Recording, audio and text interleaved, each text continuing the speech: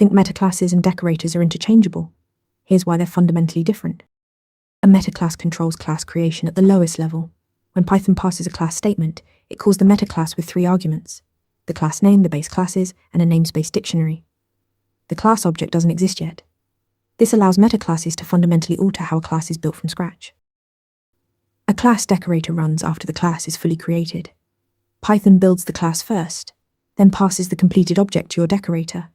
You can add attributes, wrap methods, or swap in a replacement, but it's always post-creation processing. Here's where metaclasses really shine: inheritance. Every subclass automatically inherits its parent's metaclass. You write it once, and it applies to the entire class hierarchy. Class decorators don't work this way. You'd have to manually apply the decorator to every subclass yourself. Metaclass is also exposed under prepare, invoked before the class body runs, to inject a custom namespace object, something no decorator can do.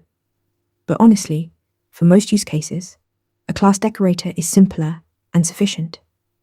Reserve metaclasses for framework-level control across an entire class hierarchy. Metaclasses control creation and propagate through inheritance.